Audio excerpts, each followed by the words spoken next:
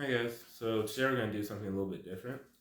Today what I'm going to do is I'm going to draw in front of you guys, and then at the end I'm going to show you how that works into a real drawing with some spheres that I made. So let's get into it. This is going to be 3 drawing tips with Sharpie, since I know a lot of you struggle with Sharpie since it's either black and white, there's no in between. With pencils, there's things like midtones and pressure that you can use. With Sharpie, it's literally, if you draw a line, it's going to be completely black and anything else will be completely white. So that makes shading kind of difficult if you don't know what you're doing. So today we're going to go over 3 techniques that you can use, although 2 of these I recommend. One of these I recommend only for intermediate to advanced artists, since it is really tedious. So 2 that I recommend for beginners is going to be cross-hatching and also line shading. And the one that I don't really recommend for beginners, it's more for intermediate and advanced artists, is stippling. And I'll get into why I don't recommend that later in the video. So the first method I'm going to teach y'all about is going to be cross-hatching. Cross-hatching is pretty much when you make crossing lines that shade an area. So I'm going to demo it right now. As you can see, this is a 4-step value scale. If you don't know what that is, then Google it. It's honestly pretty easy. What's going to happen is that this is going to be white, and then as the sections go on, it's going to get darker. So for now, I'm just going to use some hatching. So first we draw diagonal lines this way. I'm going to do that across the whole value scale, right? And then since it's across, you draw on the other diagonal. So it's going to be right here. And that's pretty much what cross hatching is. To make the value darker, what you're going to do is that you're just going to overlap them more.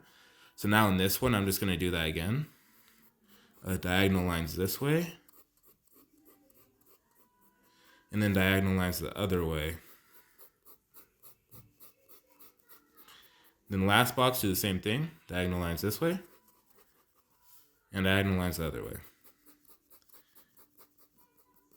And that's pretty much what cross hatching is. As you can see, it gets lighter right here. And as you go down, it gets darker. In a value scale, the first value will always be white. Don't forget that. So the first value is white, light, medium tone, and then darkest tone, right?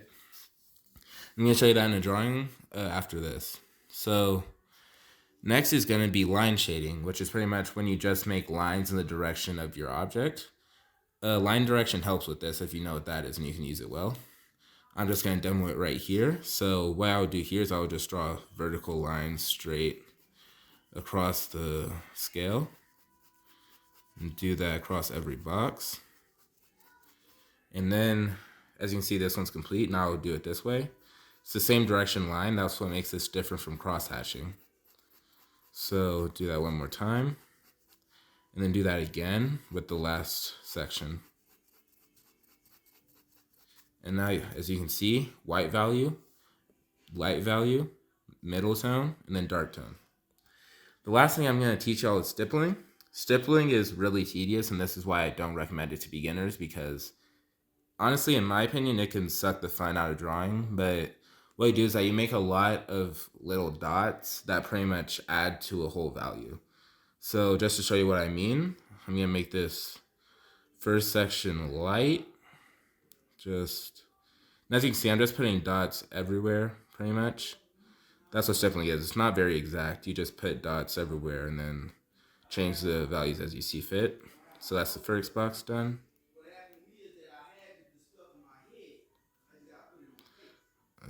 Yeah, and then just spreading dots everywhere. And that's the second box. And same value for the third one, and then we're gonna layer it on top.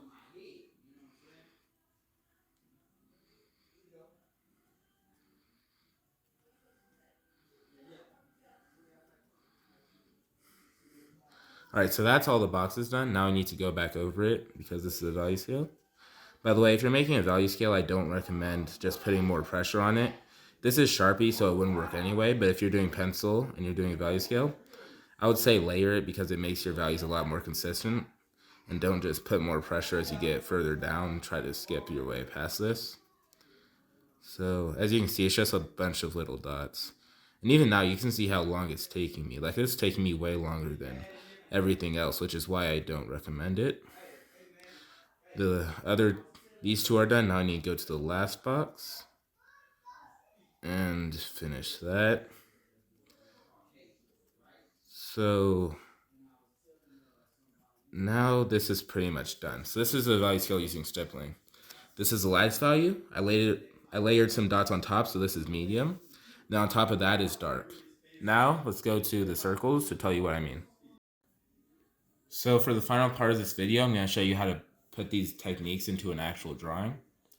The first one is that I drew a circle, actually a sphere, using cross-hatching. And as you can see, these little intersecting lines make a value. And I just layered them on top wherever the value was the darkest, and I got this. The shadow was just filled in all the way because shadows are black. But as you can see, I got some pretty good texture on this sphere. I wouldn't recommend using cross-hatching for spheres just because I think line shading is better because you can show more of the curve. But this is just a demo, so this is how I use cross-hatching in the sphere pretty much. After that comes line shading, and this is why I said that this was better than cross-hatching for spheres, is because I can show more rounded lines that show the curve of the sphere. Again, the shadow is just completely black. So as you can see, this middle right here is going to be the darkest, and that's where I layered the most. This gets lighter right here because of reflected light. If you don't know what that is, I'm going to show you a video. It's going to pop up on card. That's about shadows.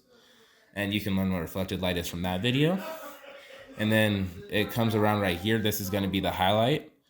A lot of artists make this mistake that they make their highlights completely white. And that's a mistake because it makes it look more like a drawing. If you want to make your drawings more realistic, what you should do is make this some sort of value, but make the surrounding values darker, and that will bring out the lightness of this, while it's still not completely white. So on this last sphere, I used stippling, and even this took me upwards of 20 minutes, honestly, which is why, again, this is really tedious.